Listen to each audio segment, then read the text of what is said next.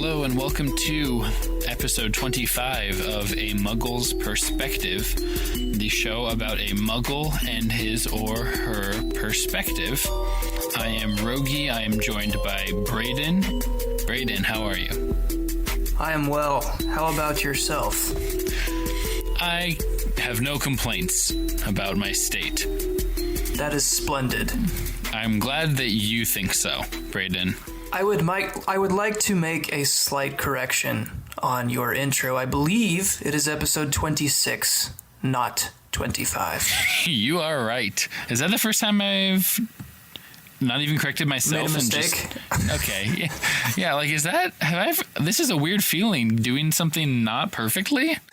Those of us mere mortals, we have to live with it every day. So, it happens. We're not as far into this book as I thought we were. I'll be honest.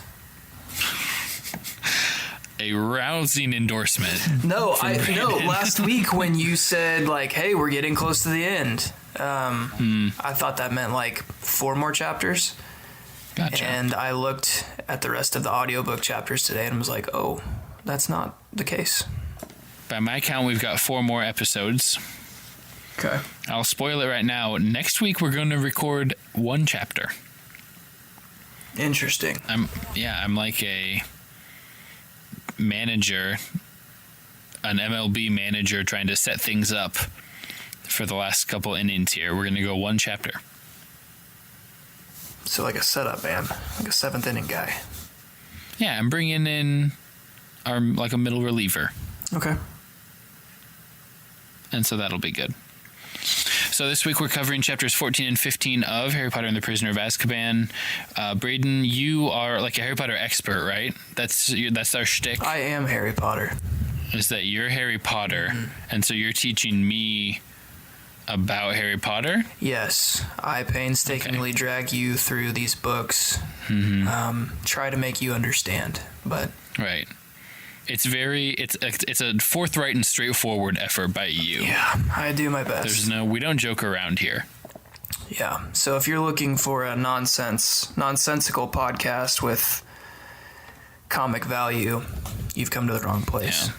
Yeah. Mm-hmm. We have no catchphrases. We don't dally with trifling quibbles of any kind. Ditto.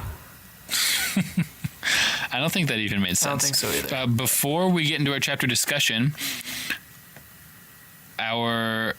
what's the way I'm trying to put this? Our listening audience has finally come through. Like, I can actually thank you guys for once. You know, normally we were sitting here like, man, we have a phone number that you can call to leave us a voicemail, but no one ever does it. And so I guess I'm not thanking all of you, but I am thanking Jordan Gillette. So thank you, Jordan Gillette. We are thanking the patrons, too. We do thank the patrons, that's true. Thank you, Carla. Thank you, Nate. What other patrons are there? Joseph? Those are the wizard tier patrons. Thank you to all patrons. You have no thanks to give? I said my thanks. Thank you, patrons. We're thanking the patron. Thank you again for all that you do. So we've got a Howler. I'm gonna play it now, and then Jeremy's gonna play it really later. And it's gonna be good. Do we have a wolf howling sound effect before this? I think it should be a George Weasley howling sound effect. Yeah, any kind of howl. I just feel like, yeah. Okay. George isn't much of a howler. He'd bark though. We could get him to bark for sure. Yeah. I snuck into Jeremy's house today to get the microphone, and Daphne was there, and she did not stop barking the whole time. She did her job. Just exclusively barking. Yeah, I said, you did a good job defending the house, Daphne. Nice job. All right, here is Jordan's Howler. Hi, my name is Jordan. I'm a Thunderbird, and I wanted to share one of my top 5 favorite moments from a Muggle's perspective. I'm currently catching up on some episodes, and so in episode 20, when Rogge asks if alfalfa and soybeans are the same thing, and Braden is so indignant and disgusted and says, no. it was like a total turn of the tables. And normally I do cheer for Braden to make foolish mistakes, but it was nice to hear you confident and on top, Braden. That's it. Have a great episode. So that's everything you want out of a Howler, you know? Jordan said right off the bat, he said he was a Thunderbird, and I know you guys can't hear our commentary, but Braden just goes, he's a what? Yeah, I don't know what that is, but I like Jordan. So, do you know Jordan? Yeah, Jordan's great. I'm sorry? Do you know Jordan? Yeah, Okay. Jordan, let's see, what are the ways that I know Jordan? He was the Grace Student Body Chaplain for a little while I was there. He was on a hall with some guys that I'm friends with in the past, so like he hangs around with some people that I hung around with. Jordan proceeded to marry one of my friend's sisters, so I've hung out with him in that context a few times. Jordan is also a pretty short guy, and that gives him a very similar stature to one of my good friends, AJ. So there were always jokes about like if you look across campus, you think it's one or the other because they're pretty short. Jordan actually grew up in a town in Virginia where Rachel, my wife, her family was going to move at one point. So those are some of the things. Yeah, he's a pastor. You know Jordan. I do. Yeah. He worked at Clearwater, where Jeremy works. Sweet. Yeah. Yeah, he appreciated me being put in my place, which, like, I'm here for the content, but that's not my favorite thing is being put in my place, I guess. Well, it needed to happen in that particular conversation. Yeah, did you look back fondly on that time where you got to school me on? I am now. Grains? Yeah, I hadn't really thought about it since, but I'm glad Jordan brought that up because now I feel good about myself. And that's what you're for, listeners. We're gonna have to cancel the Howler if it's making Braden feel good about himself. This was too positive. Well, it's nice to get a little bit of that in before you destroy me throughout the episode as I try to figure out Harry Potter. I don't think I do it meanly. Not most of the time. Yeah, I think we... Thanks. I think that it sometimes gets overblown. A lot of the time, I'll just agree with what you're saying, even though I inwardly and all the listeners know that what you're saying is actually dumb. You know what I mean? Yeah. And I just let you do it, and so it's mean of me to not guide you to the truth directly, maybe. Yeah. It's also just mean of you to say that what I'm saying is dumb. Like right now, I'm being mean. That hurts a little. Man. I mean, picture it this way. No, you don't have to explain yourself. I realize it. I'm here for it. I wouldn't agree to do this podcast if I didn't know what I was saying right now is dumb. But it doesn't make it feel any better. That's true. I want to clarify for the listeners. I'm not saying Braden is dumb or that it's stupid that he's saying these things. It's just before we started recording, he told me I was dumb. That's not true. Before I started recording, I just tried to get him to agree to talk about basketball with me. That's all that happened. No. Okay, so did you people... I did not are watch not regular football watchers, right? I made a pact with myself when the Patriots won the AFC Championship game that I would not watch the Super Bowl. I had this experience I will watching not watch Tom Brady waste another trophy. There's a high school girl that showed up partway through, and she goes. At one point, she was like, "See, the Rams seem to do better when they throw it far. I don't understand. Why aren't they just doing that?" And you're like, I don't like this. Like, I need you to not say that because you're ignorant. Most of the time, not. I guess. Yeah. Like, you just don't know what you're talking about. And so it's like she's not dumb. It's just that she doesn't know that what she's saying just isn't relevant or true. Yeah. So that's kind of what it's like. You're like the girl at a football game, except like you, I guess. You're self-aware more than that girl might be. Yeah. That's true. Hey, little girl, what you said is dumb. At first you were afraid. You were petrified. Mm-hmm. Yeah, I was. So we're going to save the other Howler for later in the episode, break it up a little bit, because it's time for us to get started on the chapter discussion. Every week before we record chapter discussion, we always say, oh, this will be a short week. And then. It's not. So chapter 14, Snape's Grudge. Let's see. Snape's Fudge. Snape's Fudge. This chapter is about Severus Snape having diarrhea. Severus Snape, the confectioner. Yeah. We're on page 269 in the Pew Bibles, for those of you reading along at home. So should we do a Braden's brief here? You're not expecting it, so it's the perfect time.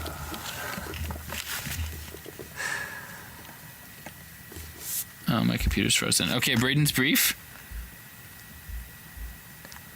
Can I get a 1 minute rundown of what happened in at least chapter 13? Just give me the back half of chapter 13. Catch us up to where we need to be, okay? Okay. 5, 4, 3, 2, 2.5, 1, go.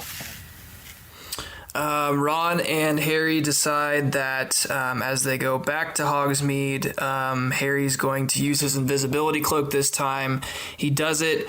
He throws mud at Malfoy's face, throws mud at Crabbe and Goyle, trips them. It's really funny, except then the invisibility cloak slips off and he sneaks back with it.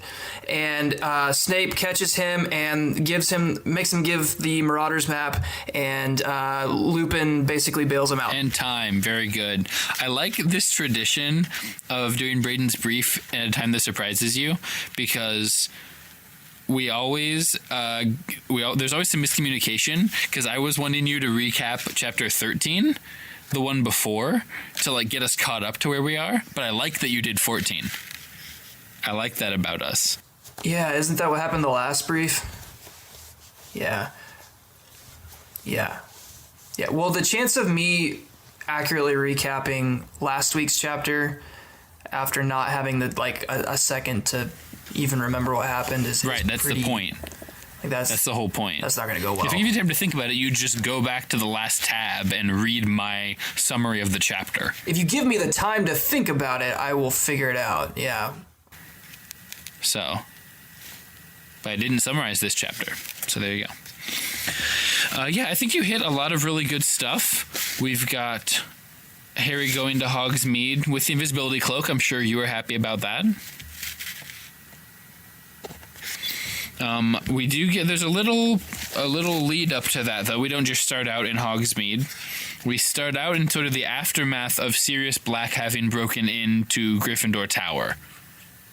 You remember this? Yep. You heard about this, folks? You know about this? I've heard of it. And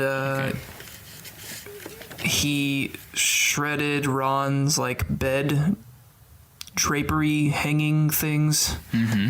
Yeah, that's what they're called. And so Ron's kind of enjoying being in the spotlight for once. Likes to tell his story. What'd you think about this Ron as the celebrity of the group dynamic? I think that this will be a funnier part of, or not, maybe not funny, but amusing part of the movie. Is Ron finally getting to show? I'm imagining he's just telling this story to anyone who will listen, and you can't understand most of it because he's wolfing down a turkey leg. And I was like, "Bring it on, Sirius Black. I'll take it down." But in a British accent, I guess. And I saw him there, and I was like, "Bring it on, Sirius Black."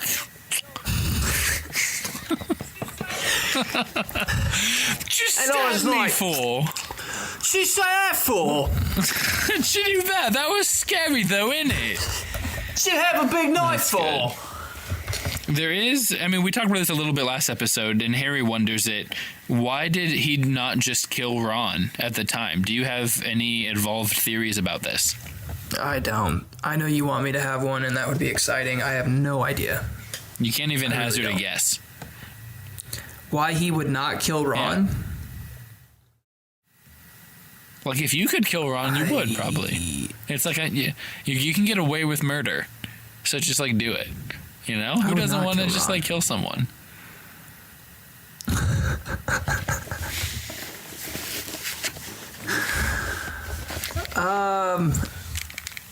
No such thing. That's another conversation, I think, that maybe you and I should have off the air. I don't know why he wouldn't kill Ron. I feel like that's the biggest question of this book right now, right? I mean, you've been led to believe that this guy doesn't care about killing people, and then he had a chance, and as far as we know, he didn't kill anyone, right? So you're kind of at a crossroads. Yeah, it just doesn't make sense.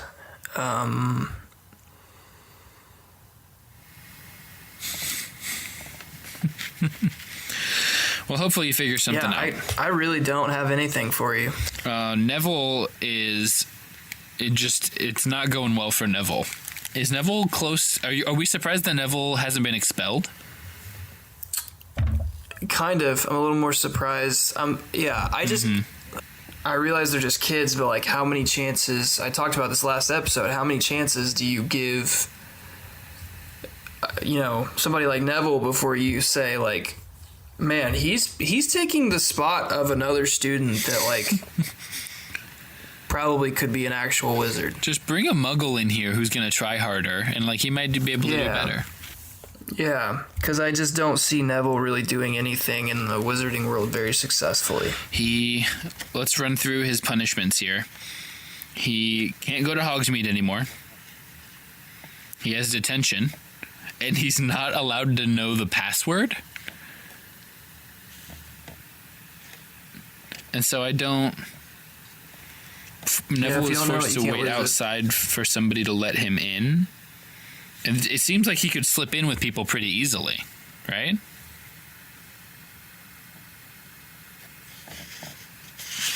But maybe they're also punishing him by not letting him in either. You would think so, yeah. And then he gets a Howler. So that's on brand for us and for him. Yeah, so I kind of forgot that those were a thing. You thought we just named it randomly? Yeah, a little bit. So when I was reading this, I was like, oh, well, that's kind of cool. Mm-hmm. We do that. Mm-hmm. That's where that came from. Jordan does that. Yeah, forgot about that. So that's good. And then we're sort of broken out of that. There's like a quick snap to, like, we have to care about Hagrid again. Do you think about Hagrid when he's not on the page? I don't, but I'm always glad when he returns. Mm-hmm. It's like an old dog, like, that's there at your parents' house, you know? Just a really big dog. Yeah, you're just glad to see him. Mm-hmm. Glad he's still alive. Ron thinks that he wants to hear Ron's story about Sirius Black, which is cute. But that is not what Hagrid wants. What does Hagrid want with Harry and Ron at this point? He wants them to stop being tools and be nice to Hermione. Because, I mean, at when Crookshanks first murdered Scabbers, R.I.P. Rip Scabbers. I understood Ron's, like, anger. To an extent, I still think, like, come on, man, it's a rat. Right, there's a barrier there. But, yeah, especially in this chapter and really most of 13, it was like, you're just being a jerk. Mm-hmm. Cut it out, Ron. Come off it. Come off it, Ron. What'd you say that for? So you agree with Hagrid that they need to be lining up on Hermione, because Hermione's been working on Buckbeak's defense case. Yeah, on top of the 17 classes she's taking. Mm-hmm. So I think this is a really good example of how good JKR is of a writer. You're so far in Harry's head that just exactly as Harry had forgotten to be helping Hagrid, you also, in the same amount of time, forgot that he was supposed to be doing that, you know? Right. us, we as readers have that same feeling. And so we're so in Harry and with Harry and know what he's thinking that we feel the same like twinge of like, oh, we're supposed to be helping Hagrid with that thing. My bad, Hagrid. Like, it gets you a little bit. Yeah, but I mean, for the kind of help he needs, I feel like Hermione was the best help anyways. So yeah, but we can't just do that with everything. Like, Harry could still be emotional support. He can be there. It's more fun to study with people. Right. Harry could be there in the library with them, you know, making the whole thing go a little better. That is true. He can shoulder some of the emotional heft. And there's plenty of heft to be shared, to be shouldered. I was listening to another Harry Potter podcast this last week, and they sincerely said emotional heft. And I was both like, ugh, and also thank you, you know? That's a valid phrase. Is that where you got it, or it's just coincidence? No, it's just a regular phrase. It's not a regular phrase. I don't agree. That's a thing that people say in the world. In like... Maybe in Warsaw, but I don't know. No, in terms of like when you're talking about literature and movies and stuff. So it's a literary term. Yeah, kind of. You wouldn't come home from work and be like, man, work was emotionally hefty today. I feel like I should. Hannah would not stand for that. But might. you would say it when you're describing like a piece of prose. If you're in a position where you're going to say the word prose, then I could see you saying emotional heft. Yeah, I can't argue with that, I guess, because I don't know what it's like to use the word prose. So I can't speak. You're more to that. into cons. Yeah. Thank you. Rogge's joke of the week. Hagrid wants him to be nice to Hermione. Hagrid says he has a fun line on the bottom of page 274. If we can bring back the Prisoner of Azkaban segment here. Ron says, if she'd just get rid of that cat, I'd speak to her again. But she's still sticking up for it. It's a maniac, and she won't hear a word against it. And then Hagrid comes in with just a real winner. Oh, well, people can be a bit stupid about their pets. Like, Hagrid's the stupidest about his pets, you know? He's the stupidest. If I was to explain to you what I like about this quote, it's that it's ironic. Like rain on your wedding day.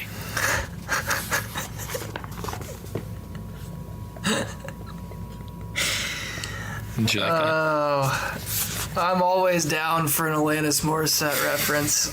Always. You've come on the right podcast if you wanted me to only make that one reference. Also, what I like about what you said earlier is that it is a fact about the way things are said by Perd Hapley. Yeah, I feel like we were doing that in the intro. We were doing our Perd Hapley a little bit. Yeah, but you have to kind of say things like backwards and I don't redundantly. Know. It's not as easy to like quote as you would think. Because I've tried, like just now, I kind of butchered it, and Just now, what I did to that quote was, in some sense, butchering it. Yes, that was pretty good. Yeah. Thank you. It's harder to talk like that than like I kind of every time I try to quote Perd Hapley, I have more respect for that actor.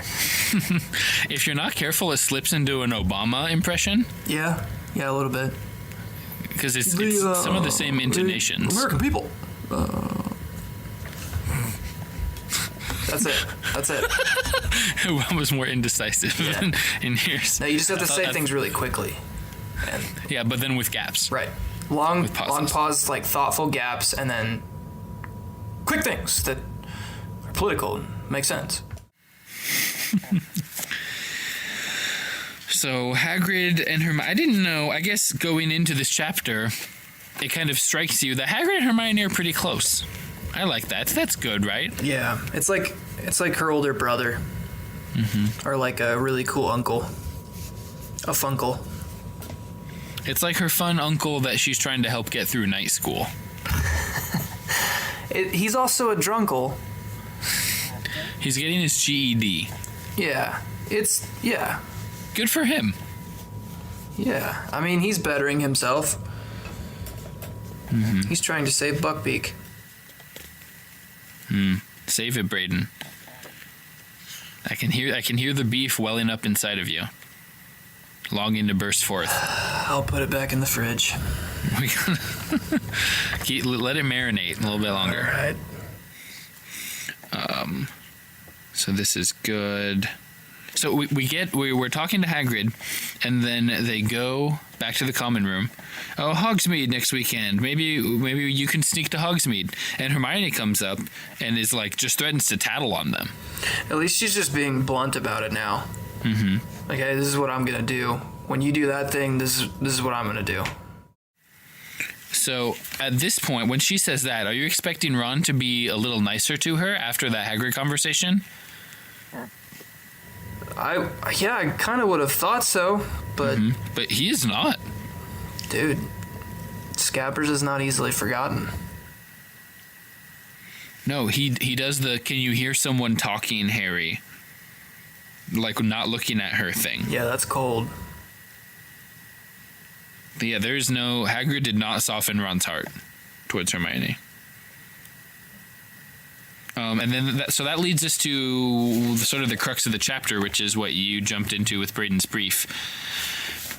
Harry and Ron are going to sneak Harry into Hogsmeade under the invisibility cloak. Is this a good idea? What do you think about this plan, such as this?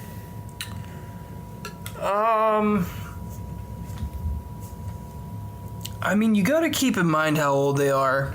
And it just sucks that Harry's not allowed to go. It does suck. It's not fair. So It's not fun. with bearing those things in mind, if I'm their age, that's a good idea. I mean, if you got an invisibility cloak, use it. But what if there's a notorious mass murderer chasing after you that's known to be in the area? Dude, he's gonna get to him regardless. So it's a devil may care sort of like bring it on sort of thing? I don't know. It's gonna happen. Are we worried that Sirius Black is using that passageway to get into Hogwarts? A little bit, but I also think Sirius Black is Lupin, so That's true. I think he's already in Hogwarts. That's true. Making a lot of good points about whether or not Sirius Black is not Lupin. Snape seems to sort of suspicious what's going on here before Harry even leaves. A little suspicious. Yeah, what do we think about Snape's ability to pretty accurately suss out what's going on when he should have no knowledge? I think he just smells it in the air with that abnormally large nose. And he's just so much more like intelligent than Harry. Yes. He can figure him out. Yeah, I don't know. I think he's just always assuming Harry is trying to do something like mischievous. So I mean, when That's you're doing probably that, wise. you're Yeah. just constantly in suspicion mode. Yeah. You know? And like, it's sort of like, what's a good example? It's like betting against the Browns or something. Yeah. Like if you just do that constantly, then like you're gonna get a lot of things right.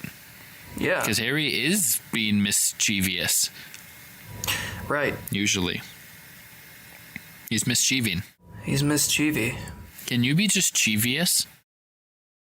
That's a good question. What Like would you're that up to be? good? You're up to like so It's- you're out doing good deeds? Like Yeah, but in the open, yeah. yeah. You're fixing situations. Being very chievous. I think that's a real thing. I think I'm gonna start using that. You need to be more chievous like your sister.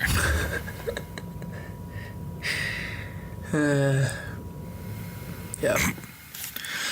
Okay, we go. Harry sneaks into Hogsmeade pretty successfully. Snape is suspicious of it. Our next scene that we sort of get is at the Shrieking Shack, right? We're talking about the Shrieking Shack, and then you can hear Malfoy come in. And you can hear him, but you can smell him, too. Yeah. You just know there's a Malfoy coming. And, The Malfoy is afoot. yeah. And so he just, it struck me here how much he just lies. Like, he's just been lying constantly for months. I guess I just don't understand why that shocks you. Well, it's like, I guess I was taken aback a little bit by the breadth of his falsehoods. He's lying about Buckbeak being dangerous. He successfully got away with pretending to have a broken arm. About not being able to use it for 3 months. Why were people believing him? I don't know. I feel like there's just this, like, fear of the Malfoy name. Like, he hasn't earned any of it. I think it's just because of his dad, but I think that there's this, like, sort of subconscious fear that people have. Like, he's always got those 2 goons walking around with him like he's a big deal, and his dad's a big deal, so I don't know. So it's good to see Harry put him in his place a little bit. Yeah, I'm all for it. Walk me through Invisible Harry antics. Well, so, I mean, Malfoy comes in, like, talking crap about Ron's family and their social status. Classic Malfoy. And Ron... He's just the biggest jerk. He is. Like, who does that? Yeah. He is scum. But... So, Harry is, like, pretty quick to hold Ron back, because I think Ron would just go beat him to death with a turkey leg. And... Which, honestly, I would have rathered that happened. But Harry uses the invisibility cloak really well here. Shockingly. Yeah. And just splatters a mud pie right on Malfoy's face. And then proceeds to hit Crabbe and Goyle as well. With, like, sticks. Yeah. And more mud. Yeah. And they're freaking out. But unfortunately, Harry, I think, gets a little too full of himself. Doesn't make sure that he is out of the way of a falling Crabbe or Goyle or whichever one it was. And they pull his cloak off a little bit. So now he is a floating Harry Potter head. And Malfoy sees him. Freaks out. I always have some questions about this scene. When you picture the invisibility cloak, describe it to me. Like, what is it like physically? Are you thinking blanket? No, I'm thinking more like hooded robe. Hooded robe. Oh, what's is it Darth Maul in Star Wars? Sure, probably. That kind of thing. Okay. So that's because I'm wondering how he's able to scoop up the mud but stay invisible, like his hands, you know? Yeah, that's a good point. So is it just like while you're wearing the cloak, your hands stay invisible but not your head? Yeah, I hadn't thought that much in detail about it, but that doesn't make a ton of sense. Yeah, I don't entirely get it. Like, they step on the hem of it, and it seems like if his arms are through armholes, then stepping on it would make you kind of lurch down, not necessarily just have the whole thing slide off your head a little bit. Which leads me to believe that maybe it's more blanket-y. Could be. Could be more like a shawl. Yeah. What's a shawl? It's like a huge blanket with a hole in it for your head. Okay, I thought that was a poncho. That's the way I'd look at it. Is that not what a poncho is? Well, that's a waterproof. Like a shawl is like a literal blanket. Isn't that what like a Mexican poncho is? Like a drug rug type poncho? Yeah, I don't know. I'm not well versed in shawls. Finally, something that just we're both like, I don't know. If anyone out there has good info on shawls or Mexican ponchos, please howl. Yep. Please howl at us about shawls. I know I somewhat famously, in terms of Rachel, she has like a bunch of scarves, as one does. Right? Sure. Girls. Sure. I call them all pashminas because I learned the word pashmina on the day of my wedding and was like, cool, that's what women's scarves are now. I learned it was not explained to me any better. I learned what a pashmina, or I heard the word pashmina from the Lonely Islands. I'm on a boat. That was the first time I heard that. Had to look up what that was. Still don't understand. I remember that song, but I have no recollection of that context. Yeah, at some point he says something about a Pashmina Afghan. Huh. Well, I thought a pashmina was basically a scarf. Yeah, So I don't know. I don't know. Maybe it means it's from Afghanistan. I could do some research on it. I don't know. Get back to me. Yeah. Okay. We'll circle back. Yeah, we'll come back to that. We'll close that loop. It'll be good. So Harry, as you said, is revealed a little bit, and now we get kind of a fun scene where Harry and Malfoy are engaged in like a several-mile race back to Hogwarts, right? Yeah, I guess.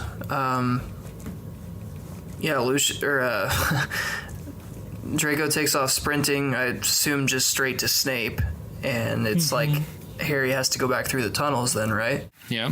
So this would be fun to watch, like on the Marauders map. You're just seeing the dots It's kind of like whizzing Pac-Man. across the page. Yeah. Whoop, whoop, whoop, whoop, whoop, Yeah, it's kind of like Pac-Man. And Malfoy must just be a lot faster than Harry, because he's able to get there, find Snape, tell Snape the whole story, and then Snape makes it all the way back to the entrance of the tunnel in time to just catch Harry. Yeah. Yeah, Malfoy was faster for sure.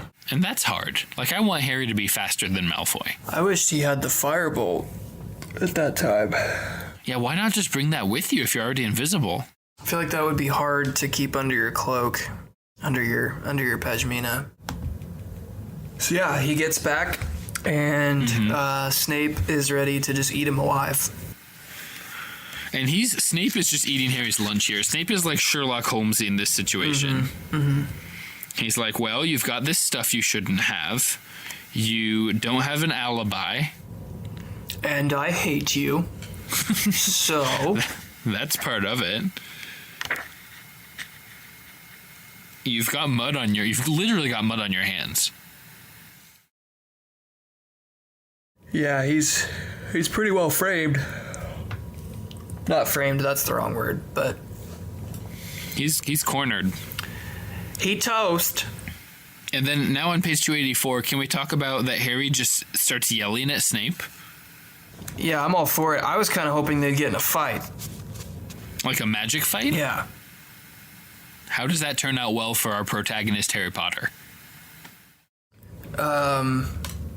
He's able to use a Patronus to... Ooh. Like Snape is basically a Dementor. Yeah. Okay. And he just Okay. melts Snape. That could have been good. We get, so Harry's just yelling at Snape, and we get a little bit of Snape and James backstory. What'd you think about this? Page 285. Yeah, so he's telling Harry that James Potter did save his life, but it's only because he chickened out at the last moment of a prank that would have... Snape says it would have killed him. And so... Do you believe Snape on that count? That it would have killed him? I don't think I do. Or about any of it? You think that Snape is giving Harry what Snape wants Harry to hear? I think that Snape has a side to this story, and I'm not saying that, like, the prank wasn't a real thing, but... Yeah, I don't think I believe that, like... James isn't... I don't know. Maybe because he used to run around with Sirius Black, and didn't we learn last couple chapters that, like, they were kind of...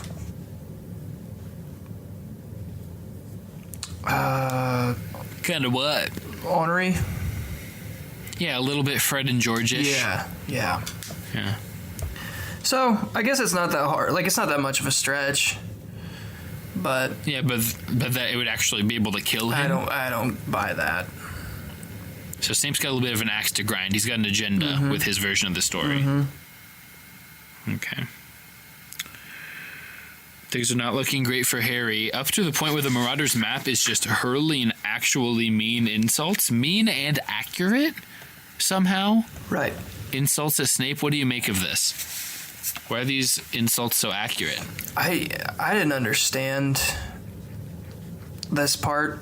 Like, who were those people that it was naming? I know I've heard those names before, but... They're the people whose names pop up on the cover of the map when you first start to use it. Okay, who are they? They're Mooney, Wormtail, Padfoot, and Prongs. I don't know. What do you want from me? I just want to know who they are. Are they the manufacturers of this map? Are they... That's definitely the implication. Where's the Marauders map chapter? That's my time machine sound. We're going back in time here. All right. I'm on page 192. The bottom of page 192 for me, it says Messrs. Mooney, Wormtail, Padfoot, and Prongs, purveyors of aids to magical mischief makers, are proud to present the Marauders map. So what do you make of that?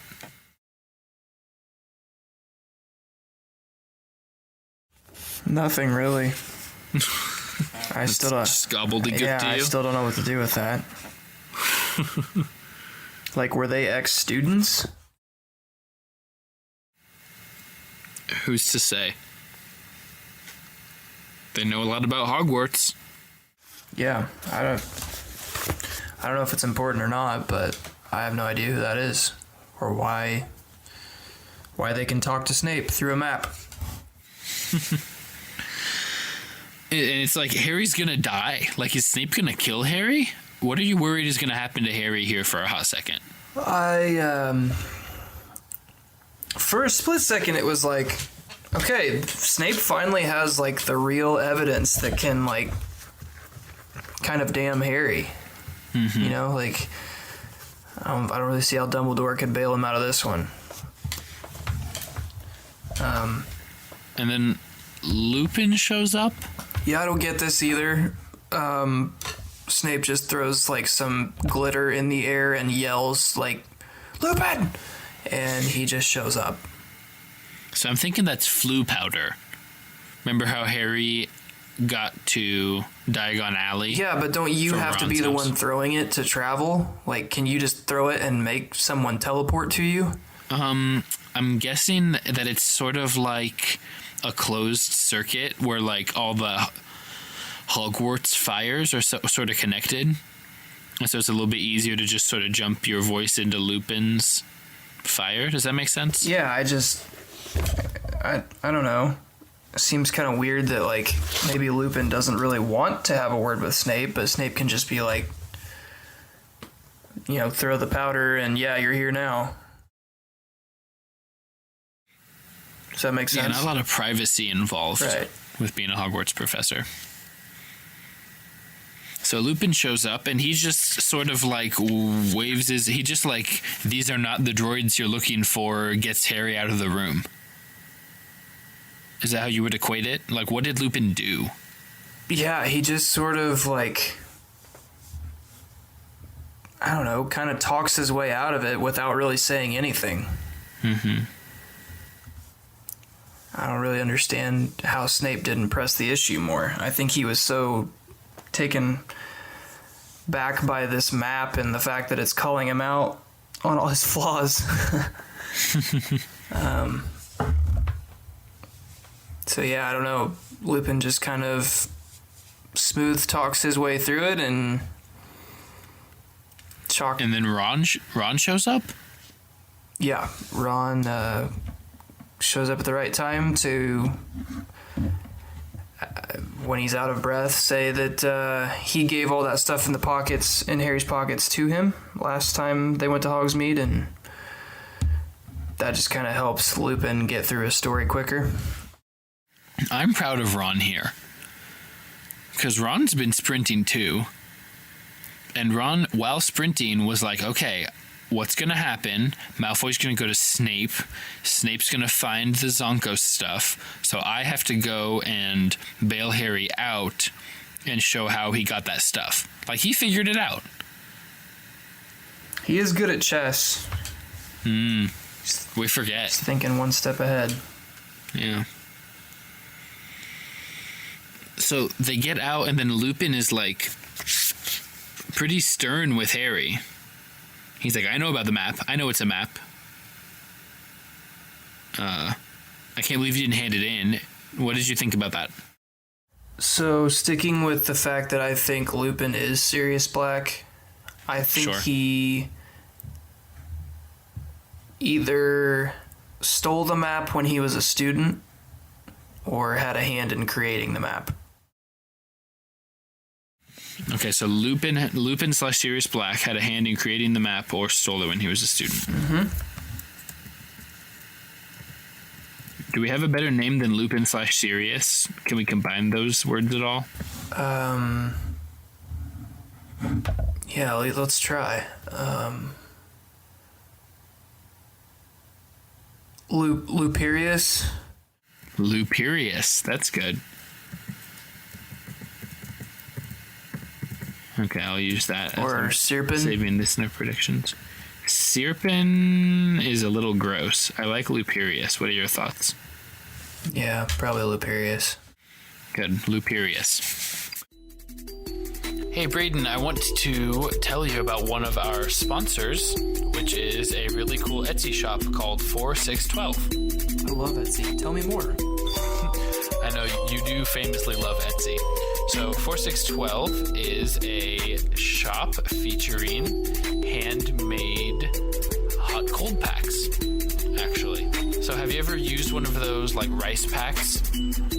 Yeah, I know what those are. Mm-hmm. I don't have any, so I need to shop here on this 4612 Etsy shop, which I'm looking at right now, and they have literally any kind of themed cold pack you could think of.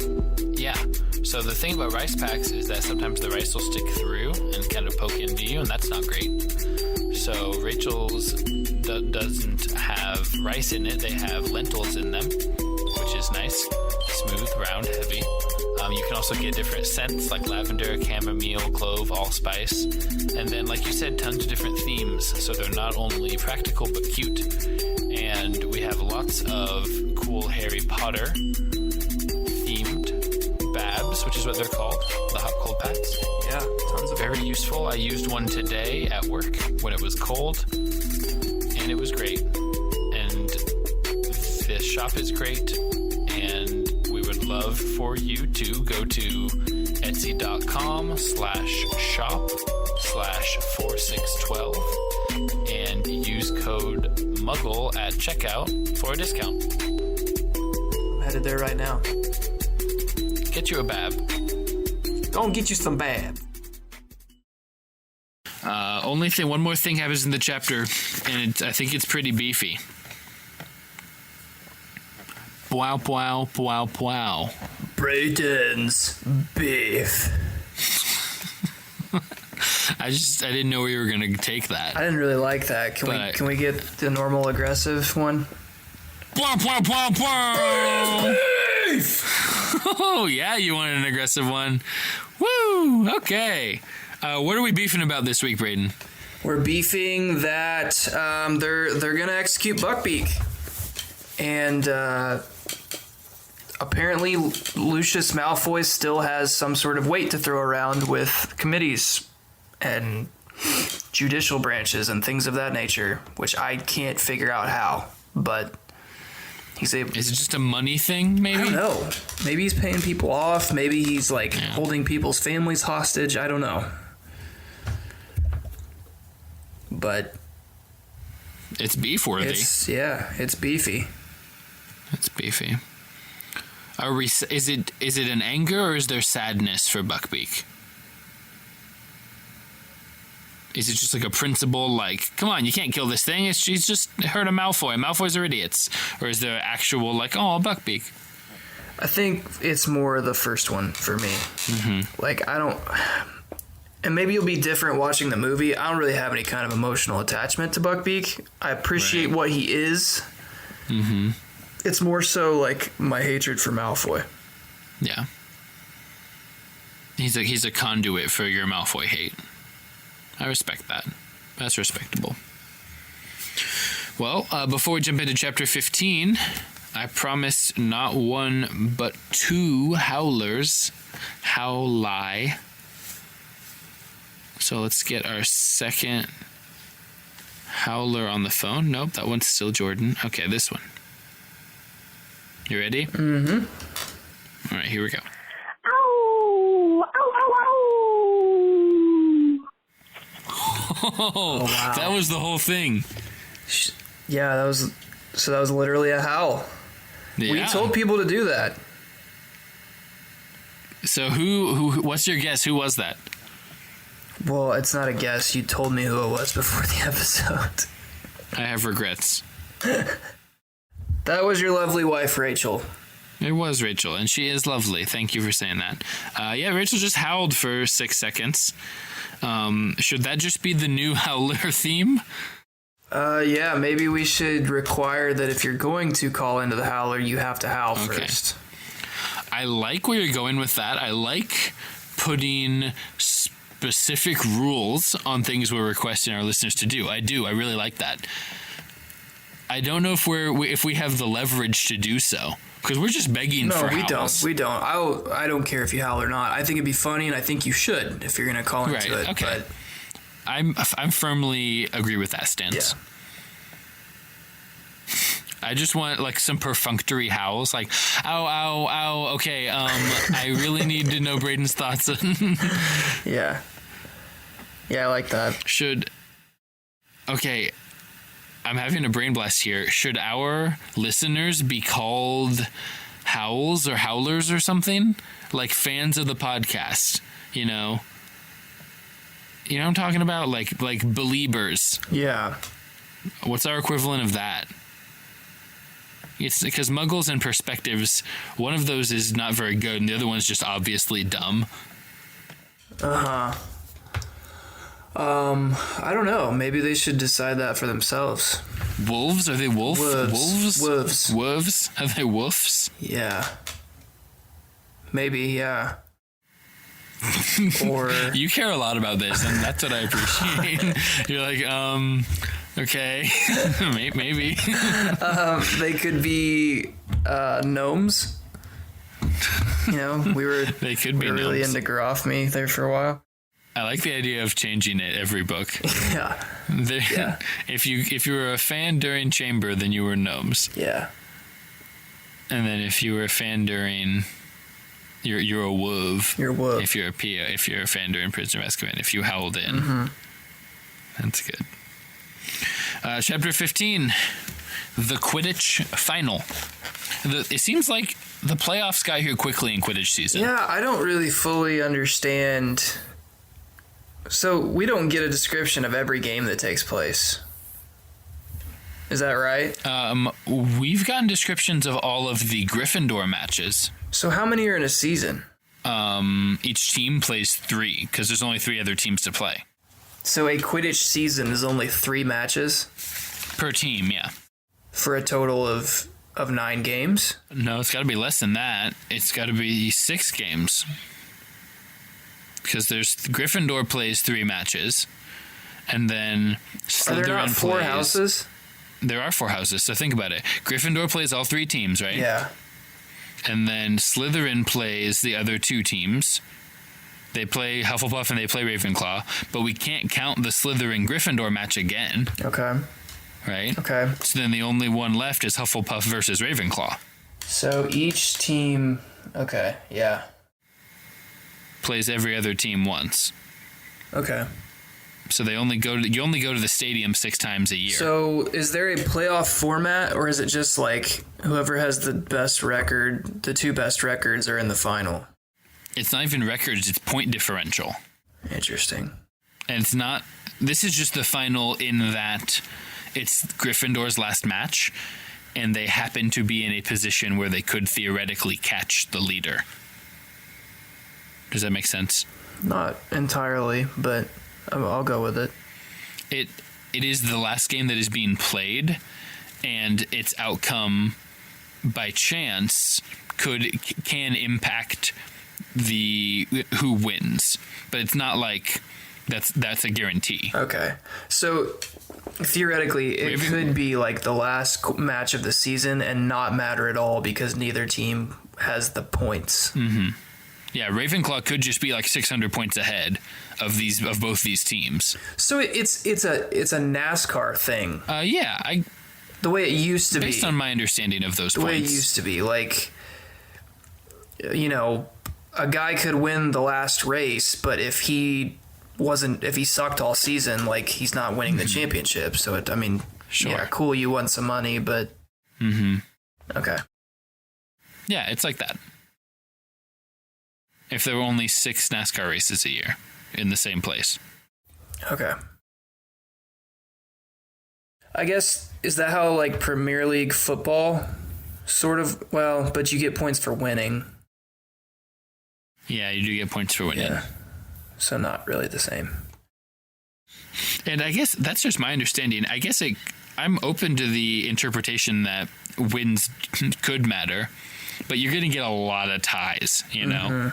Everybody's 2-1 or 1-2, pretty much. Right. I guess that's my hang up. So I guess that's why point differential is the way to go. You need more houses if you're going to do it by wins and losses. Yeah, because like very easily every team could be 2-2 at the end of the year. And at that point, it's just team versus team duel, like spells. Oh, that would be good. You're up on the brooms and like cursing each other and stuff. Yeah. But like there's also a snitch flying around. It's still Quidditch. You can just like harm people with spells now. So it's just Quidditch. I missed that. Oh, I said, so that means it's just Quidditch. Right? Because that's always happening to Harry. Oh. Yeah. Yep. So we're not to the Quidditch match yet. First we get some Hermione. We get Hagrid's letter. And then on 292, Hermione and Ron just like make up like that. Yeah, it is. Ron was just pretty mean to her. It is really sudden. What do you think about Hermione and Ron's getting back together, getting back to being friends? I thought it was a really sweet moment. I also feel that Ron and Hermione will end up together. Oh, interesting. It's like an opposites attract thing? Yeah, very much so. Okay. We'll have to keep our eye on that, for sure. Are they going to have a cat or are they going to have rodents? That's a pretty, like, firm line in the sand. I think they'll compromise and have a family of owls.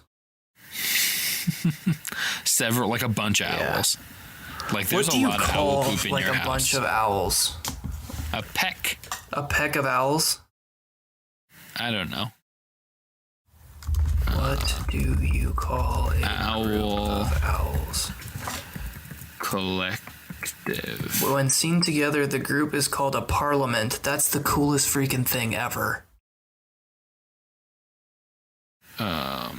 Parliament. Oh. Let's ride. It's a parliament of owls? Yeah. Did you not hear me? No, it must have been frozen. Oh, yeah. Owls are generally solitary, but when seen together, the group is called a parliament. Wow.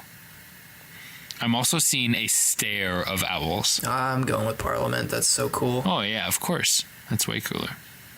They're going to have a parliament of owls. It's also telling me that geese are called a gaggle. Yeah, a gaggle of Gogson. Man, there's a lot of good questions being answered in this one search. What is the name of a group of peacocks? A triumph or something? It's a muster. What do you call a flock of flamingos? A brace. A pat. How about a group of frogs? A group of frogs is an army? Or a march? Something like that? An army. It is an army? That's what this is saying. Yeah, I've looked these up before with my students because it's like a fun thing. It's something that middle schoolers can be interested in for 4 minutes in a row. So I've done That would fit in with your class. There's some good ones. There's the one for lemurs is good. It's like an argument of lemurs or something. It's definitely a tower of giraffes. And I like that. A city of drafts. Wait, that's what you're saying? No. I just Oh, that would be good making too. it funny. Just making it funny. a Congress of baboons. Congress of baboons and a Parliament of owls. All right, and we're back. So Ron redoubles his commitment to helping Hagrid because there's an appeal. So now And Ron is like, I'm going to help. Yep, they've added 2 to the legal team. Is Ron going to be helpful? I think so. I think Ron will come through. So that'll be good. But then, okay, so on 293, I wanted to talk about this. Malfoy is just so enjoying this. Look at him blubber. Have you ever seen anything quite as pathetic? And he's supposed to be our teacher. Like, he's just truly relishing the fact that someone else is, like, sad. Which is wild.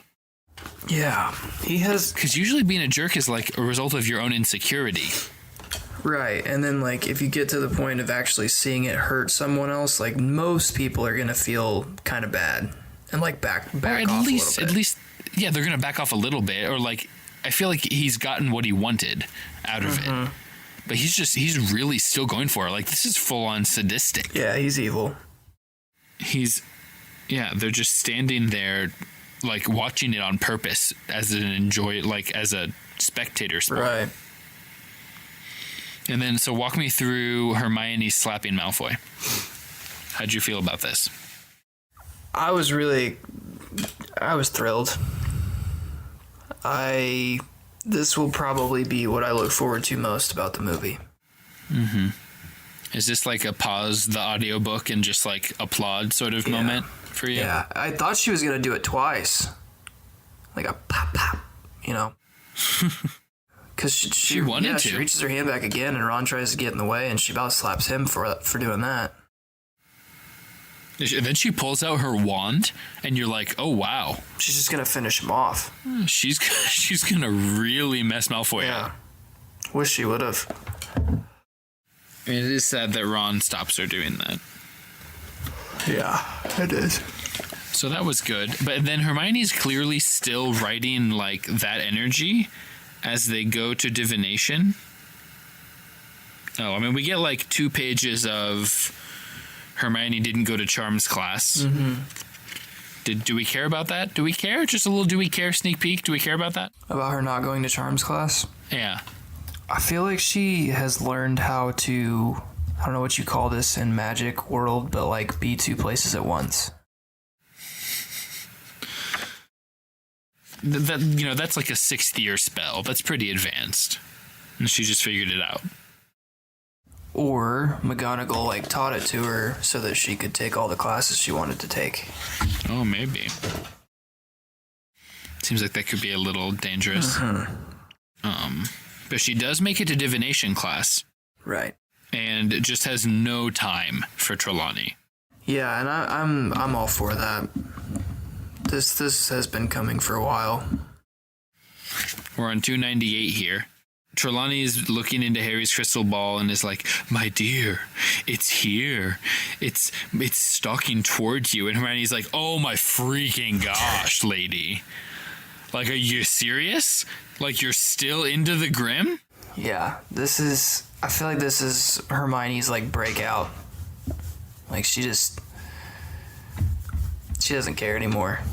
This is her fight song. Yeah, she's just like stressed out beyond belief and just does not care anymore. But like, she just walks out of class and like yells at a teacher. Yeah. That's not normal. Hermione was going to tell on Harry for sneaking out to Hogsmeade. Like, Hermione's not a habitual line stepper. That's what I mean. I think it's her breakout. Are we going to see more of this Hermione going forward? I sure hope so. I think Ron hopes so, too. You want your Hermione... You got Ron a little hot and bothered.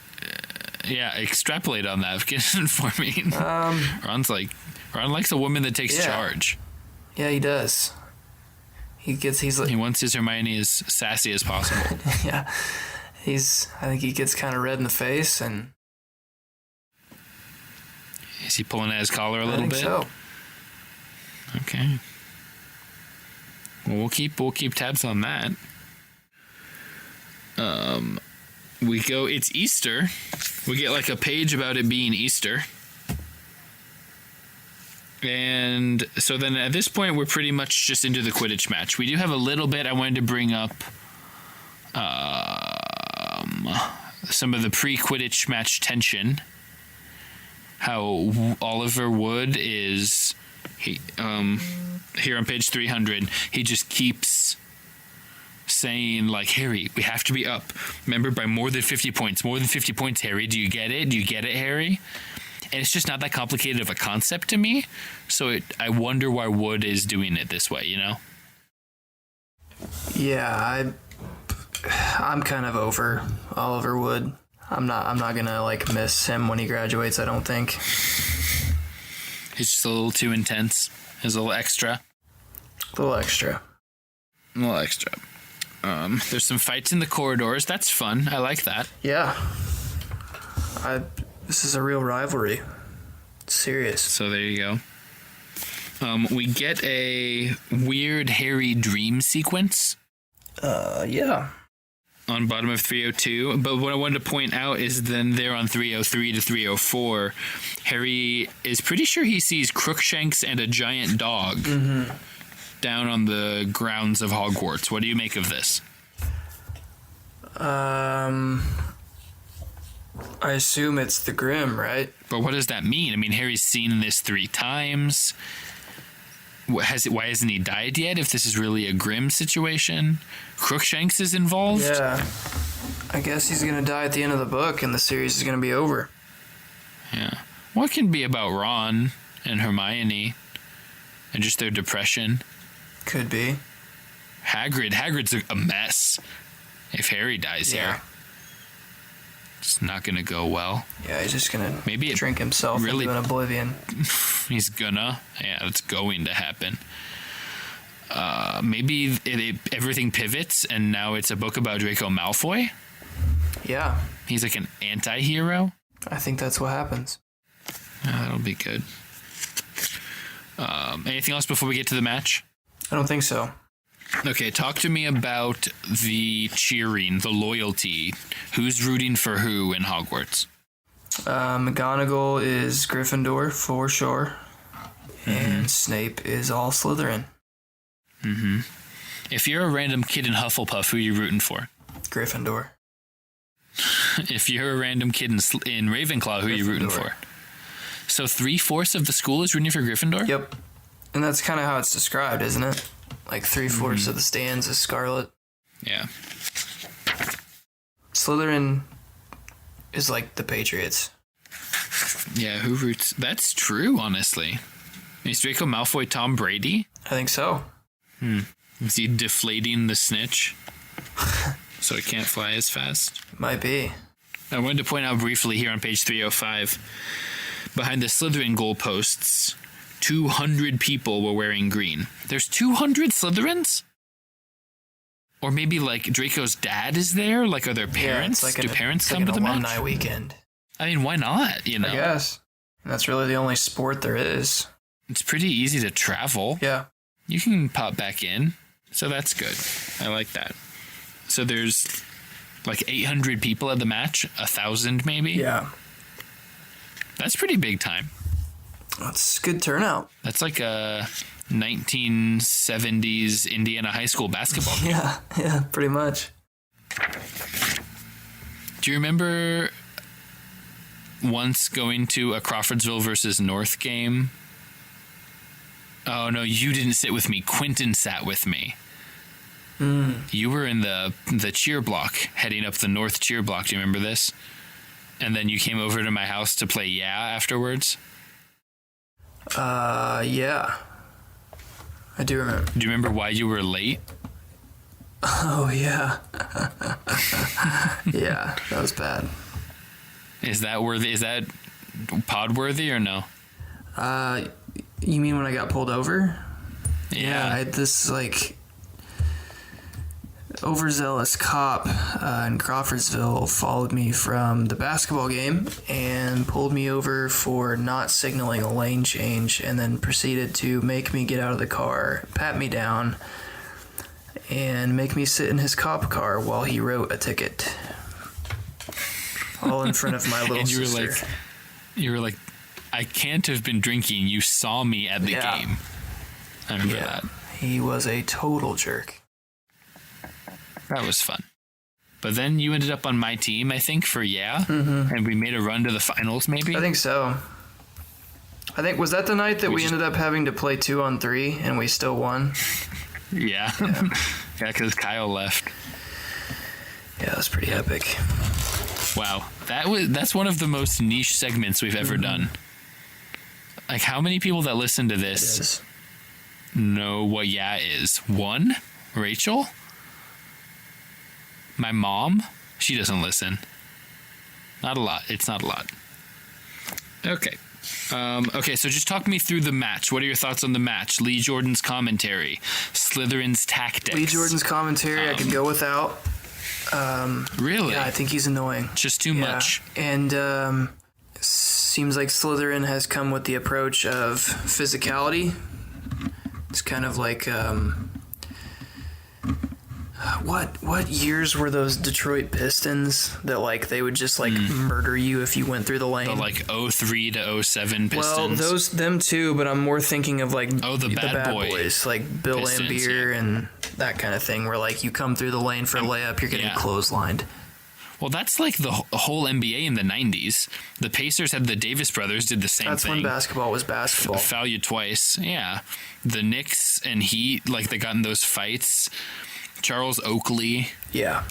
Like that was real basketball. Yeah. That was entertaining. That was. Back when men were men. Yep. No flopping. No fake Except Reggie Miller. hairlines. Yeah. I'm looking at you, LeBron. Yeah. So, yeah, they're kind of employing that very physical strategy, but they're getting called out on it. Madam Hooch is pretty well whistling them, right? I am happy with that. Yeah. She's doling out penalties as she sees fit. Mm-hmm. What'd you think of Malfoy grabbing onto Harry's broom so he couldn't get to the snitch? Honestly, like, I hate him for it, but if all that gets called for that is a penalty, like, it's worth it. Yeah, you just saved 150 I think points. it's strategy. Like, I don't like it, and, they should do something more about it in the rules, I guess, but if you're Malfoy and you know you're not as good as Harry, you can't beat him in a straight race to the snitch, like, it makes sense. It's just good defense. It's wild to me that there's only one penalty, like, punishment. It's just one shot. There's no 2-shot penalties? We can't get a flagrant foul? It's just a poorly regulated game. That's part of its charm, I think. It's like it's basically chaos personified. Yeah, I guess. But should we spoil the ending here? I mean, like, who wins? Harry makes the heroic play. Imagine that. I was really hoping it would be somebody else this time. Well, but only one player can catch the snitch. But isn't there a point total you can get to win? Or do you have to catch the snitch to end the game? No. I mean, the game does not end until the snitch is caught. Okay. I don't like that. Yeah. You could theoretically get up by enough points that it wouldn't matter if the other team caught the snitch. So to me, that should be the same. That should be a win. Gotcha. Like, first team, if you score 400 points, then that's... Right. If you reach a point total that is, like you said, it doesn't matter if your opponent catches the snitch, then I feel like you won. That's like a run rule situation. Yeah. That would have been more satisfying to me. Just because I feel like I know how every Quidditch match is going to end now. Like, Harry's going to make the awesome play at the end. So you're left a little cold by the Quidditch final here. Yeah, a little. You know who is not left cold? Oliver Wood. No, this is the greatest moment of his life. He's very excited. Yeah. He is sobbing. Uncontrollably. Mm-hmm. So we've no more Quidditch. That was the final. Where do we go from here? What are you thinking for the? We've got I don't know. 1, 2, 3, 4, 5, 6, 7 more chapters. What's left? Sirius Black. We're gonna find out who he is. Lupirius. We're gonna get some Lupirius closure. I guess you've already predicted that that's going to occur miles under the school. Obviously. Any other predictions for the last 7 chapters? What else we're gonna get resolved? We're gonna find out that Crookshanks is not as sweet as we thought. There's some... He's in league with the Grim a little bit. Some evil going on there. It's not great. Gonna get a nice funeral for Buckbeak. I have a feeling they're gonna win the appeal and Buckbeak's not gonna die. Ooh. So much for your beef. I think that the fact that Harry is writing Buckbeak on the cover of this book with Ginny means that Buckbeak doesn't die. Well, I guess if you're going to let yourself get spoiled, then, what's even the point of having a podcast? Gosh. Okay, we got to do We Care? Got to get in some Do We Cares, you know? Okay. Do we care about Do We Care? We care a little. Wow, thanks, Raiden. We kind of care about... We kind of care about dinner at this point. We do care about dinner. To let the listeners in a little bit, a couple of us are hungry. A couple of the people on the podcast right now. At least 2 of them.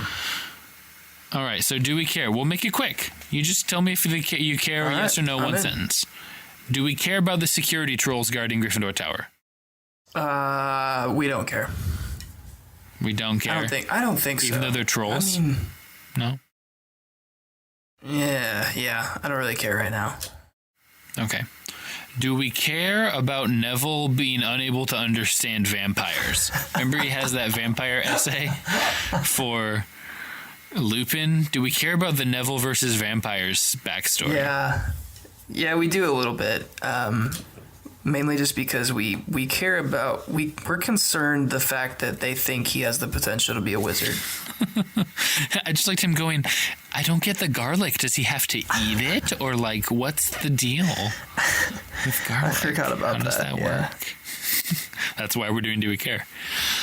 Do we care about... This is one's little phrase a little differently. Do we care about the possibility that Ron is going to kill Crookshanks? Why do we think he's going to do that? Do we care? Do we care that, it's maybe kind of on the table? Ron hates Crookshanks, right? I don't think so anymore. I think he made up with Hermione. Okay. And so now... So we don't care about that. We don't care. I should have asked you this between chapters. Yeah. Do we care about the Wizard Post Office? The Wizard Post Office? Yeah, we didn't talk about it, but they go to that before they go to the Shrieking Shack. No, we don't care. I missed it. Do we care about the Shrieking Shack? No. No, we care about the fact that Gryffindor won the House Cup. We care about that. The Quidditch Cup. The Quidditch Cup, sorry. It's okay. Do we care about the Zonkos stuff that they bought in Hogsmeade? The dung bombs and nose-biting teacups and... No, we don't. Let's see. We already talked about the map insult. We talked about Buckbeak. We talked about Hermione missing charms. Do we care about the fact that we're doing crystal balls now in divination? I guess why would you need that as a wizard? To see the future? No, I don't know. I'm sorry. The whole divination class to me is just kind of stupid, honestly. Okay. Do we care about Harry's dream, where Neville had to play Seeker and the Slytherins are riding dragons? We do care about that. I want that to be a reality. I want... Both of those parts? I just want them to put Neville in, period. I think that'd be hilarious. Do we care? We already talked about Lee Jordan's commentary. Do we care about these fights in the hallway? Are these going to get out of hand? I hope there's more of them. I want Quidditch to become just a real rough... if you're going to go to a Quidditch match, you better be ready to fight. Like an Irish soccer game. Yeah, exactly. Or a Central American soccer game. Those can get sketchy. Yeah. Okay. So we kind of care about the hallway scuffles. Do we care about the Quidditch Cup? Do we care that Gryffindor won? We care. Okay, we care about that. That's a big deal. For Wood's sanity, at least. Okay, I think that's all the Do We Cares that we've got. We care. You know what else we care about? We care about you, our listeners. Our wolves. Our pack of wolves. Our wolf pack. We want to thank you for listening, for making it through another episode of Muggle's Perspective, in which we spent several minutes discussing fun collective nouns for animals, and a game played with a Gatorade bottle that you don't know what it is. But you should. You know? You should. It is the best. Is better than Quidditch? It's not even close.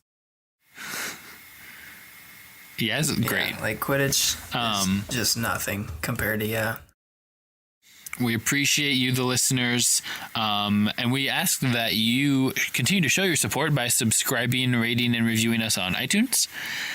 I have not checked those recently. I will do that before next episode, so I can give an update on how that's been going. We'd love to climb the Church of Harry Potter podcasts. We've had some success stories of people just finding us on iTunes, and that's how they became fans. So we encourage you to continue to do that so that can keep happening. Braden, how else can they get in touch with us? They can call in and howl. Oh, oh, oh. Yeah, so to do that, it is 978-POTTER-0. That is 978-768-8370. That is literally a phone line that you can call and leave a voicemail with a question, comment, or howl. Yeah, you just call on your regular phone. It's nothing complicated. So do it. And after that, go ahead and visit our website at mugglespodcast.com. That has all our social media links and email info and just cool stuff. So check it out. Yeah, so forth. Next week, we're doing one chapter, Chapter 16 of Harry Potter and the Prisoner of Azkaban. Thank you to producer Jeremy for producing and generally producing, and Jessica for editing and actually doing the work. We greatly appreciate that, Jess. Until next time, see you, Braden. See you, Rogge.